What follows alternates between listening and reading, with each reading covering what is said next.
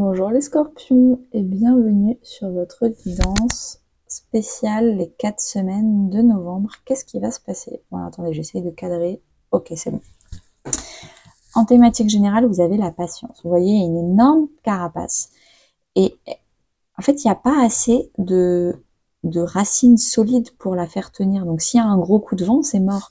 Et j'ai l'impression qu'on vous dit, c'est un gros projet, il y a une grosse envie, un gros truc que vous voulez, mais vous n'êtes pas encore assez ancré, encore assez stable pour pouvoir bien le montrer au reste du monde et qu'il soit stable s'il y a pour passer l'hiver, on va dire. Donc on vous dit patience parce qu'il y a encore des choses à préparer, il y a encore une maturité à avoir pour que les racines poussent. Première semaine, les scorpions. On a l'as de coupe. Vous avez un grand bonheur. Vous êtes en train d'avoir votre cœur qui s'ouvre sur un projet, sur une relation, sur une personne, sur un endroit, un lieu. Je sais pas ce qui se passe, mais en tout cas, vous êtes ultra heureux cette première semaine. Intérieurement parlant, cette semaine-là, vous essayez de vous faire plaisir au quotidien. Donc vous essayez de sublimer un peu votre routine. Le matin, je fais attention à bien prendre soin de ma peau. À 16h, je me prends un petit carré de chocolat. Je fais attention à chaque coucher à chaque coucher de soleil, de me faire un petit thé. Enfin, vous vous faites des petits rituels plaisir et ça vous fait encore plus plaisir et ça ouvre encore plus votre cœur. En termes d'activité, donc professionnelle, retraite, vacances, comment vous passez vos journées cette semaine-là? Vous faites plein de choses avec vos mains. Vous avez envie d'agir, vous avez envie de donner, vous avez envie d'offrir des choses à des gens. Vous n'êtes pas là à vous reposer. C'est pas du tout une semaine de repos, c'est une semaine très active pour vous. En termes relationnels, famille, amis ou couple, vous prenez soin. Peut-être que vous faites beaucoup de sport avec les autres, peut-être des spas, peut-être également que vous faites du yoga, de la méditation. Vous faites des activités où le corps est inclus, en tout cas pour le bien-être, pour la santé, avec d'autres personnes. C'est peut-être pour ça que du coup vous êtes très actif dans vos journées, parce que vous faites de la rando, vous faites du massage, vous faites plein de choses. Alors, pour cette deuxième semaine de novembre, les scorpions, vous vous reposez. J'ai l'impression que vous avez tout donné la première semaine. Là, vous avez envie de dormir, de vous reposer. Après autant de yang, il faut un peu de yin. Ah bah, oh lol, je l'avais pas vue celle-là. Du coup, vous êtes en train vous avez donné, maintenant vous voulez recevoir. Vous avez extériorisé, maintenant vous voulez intérioriser. Vous avez beaucoup fait, maintenant vous avez envie de beaucoup vous reposer. Donc après avoir travaillé beaucoup son masculin sacré intérieur, vous travaillez votre féminin sacré intérieur. Qu'on soit un homme ou une femme, on est 50% yin féminin sacré, 50% yang masculin sacré. Alors, pour cette deuxième semaine en termes d'activité, comment vous passez vos journées? Vous vous approchez du deadline, vous vous approchez d'un grand projet qui va bientôt se lancer, vous vous approchez de plein de choses qui va bientôt arriver. Donc je sais pas exactement, je pense que ça dépendra pour chaque personne. Est-ce que pour quelqu'un c'est un déménagement? Est-ce que quelqu'un c'est le lancement d'une entreprise? Est-ce que pour quelqu'un c'est un voyage? Je ne sais pas, mais vous préparez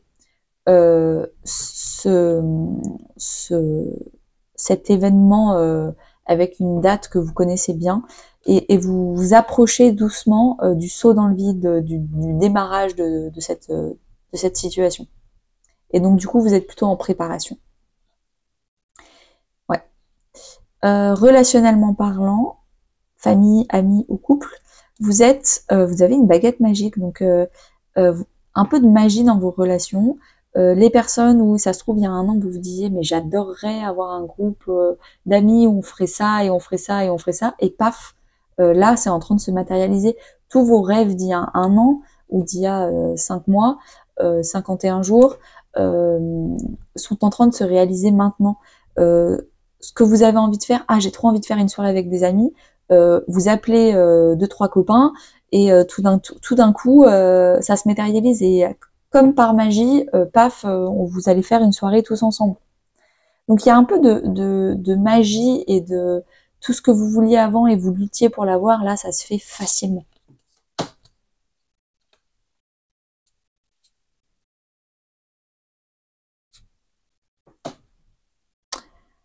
Alors, en termes pour la 3e semaine, vous incarnez le valet d'épée. Donc, vous êtes en train d'envoyer des papiers, peut-être de l'administratif, peut-être des petits messages par-ci par-là. Vous avez envie de communiquer, vous avez envie que votre projet il avance. Pourtant, on vous dit patience, on vous dit vous vous approchez du gouffre, pardon, mais patience. Vous avez envie que ça bouge et tout, mais patience. Donc, vraiment, vous mettez plein d'actions, vous envoyez des courriers, etc. Vous mettez la main à la pâte. On verra comment ça fait, mais en tout cas, vous, c'est l'énergie que vous avez. On vous demande de vraiment bien travailler votre santé, d'avoir un bon équilibre vie pro, vie perso.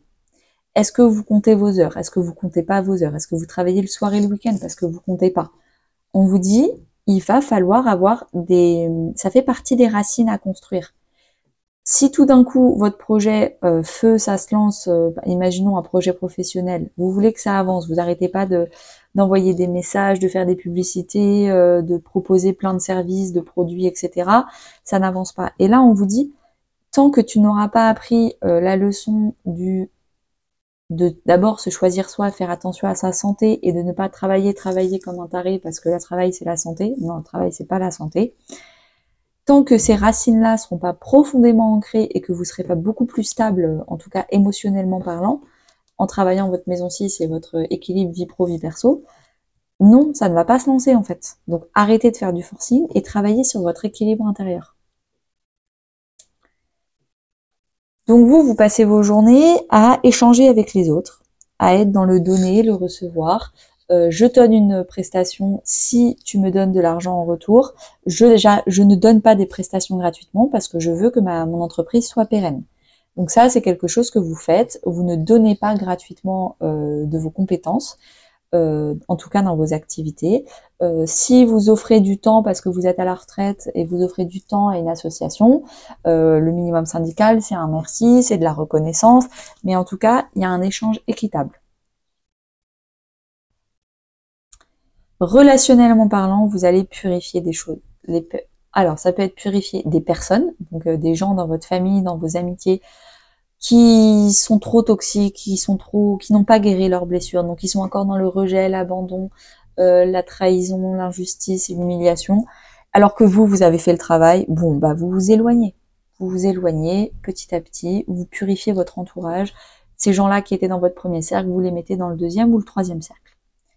Également possible, peut-être que c'est que vous purifiez, vous, des dynamiques que vous aviez. Vous n'osiez pas dire non, vous ne saviez pas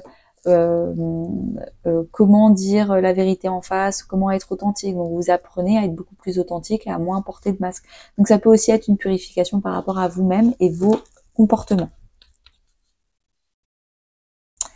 4e et dernière semaine de novembre, les scorpions, le 8 de coupe. Vous quittez quelque chose. Vous quittez un ancien travail, vous quittez une relation, vous quittez un lieu. En tout cas, le 8 de coupe, c'est quand on est plus satisfait émotionnellement par les 8 coupes et on veut aller chercher la 9e qui est le Saint Graal, qui est le rêve à accomplir. Le 8 de coupe, c'est on quitte, mais c'est voulu. C'est de votre volonté le fait de quitter cet environnement. Je dis pas que c'est facile ou pas facile. Je dis qu'en tout cas, c'est vous qui voulez quitter le passé pour aller vers l'avenir.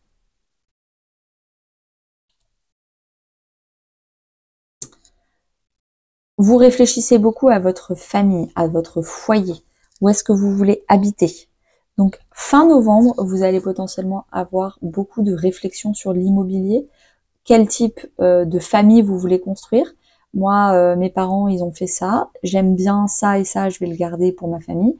Par contre, il y a des choses qu'ils ont fait que je ne veux pas reproduire dans ma propre famille. Et donc, du coup, c'est quoi votre sécurité, votre fondation? Potentiellement, vous allez peut-être quitter un lieu pour aller vers un autre lieu. Ah, bah c'est marrant, on parle encore d'immobilier. Comment vous passez vos journées? Vous passez vos journées chez vous. Alors, est-ce que c'est le nouveau chez soi ou est-ce que c'est l'ancien chez soi? Je ne sais pas du tout.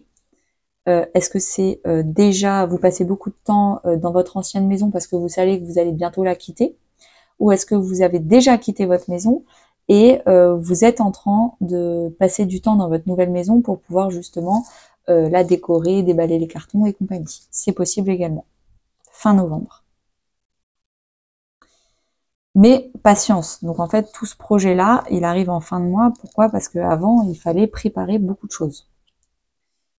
En termes relationnels, famille, amis ou couple, il y a un non-alignement à soi. Il y a des gens qui ne font pas partie de vos valeurs. Par exemple, je dis n'importe quoi. Vous êtes beaucoup dans l'écologie. Vous avez des gens qui sont pas forcément écologiques, ça c'est pas le problème. Mais par contre, s'il y a des gens qui sont contre l'écologie, ça c'est un problème.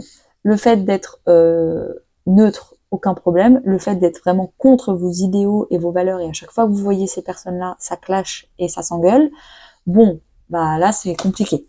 Pareil, vous avez déménagé dans un pays controversé, ou une ville controversée, et cette personne-là n'aime pas cette ville ou ce pays, et donc vous le fait savoir haut et fort. Bon, bah au bout d'un moment, il va falloir s'aligner et lui dire clairement, écoute, maintenant c'est ma nouvelle ville, c'est mon nouveau pays, donc en fait à chaque fois que tu dis ce genre de discours très méchant, et bah du coup au bout d'un moment moi je vais arrêter de te parler et c'est normal. Donc est-ce que s'il te plaît tu peux faire un effort et parler de façon un peu plus positive, ou est-ce que en fait ton message il est clair et net et on arrête là notre relation? En tout cas, essayez d'être aligné et d'avoir un compromis avec cette personne pour trouver un alignement entre lui et vous. N'hésitez pas à liker, commenter, partager. Merci beaucoup et à très bientôt.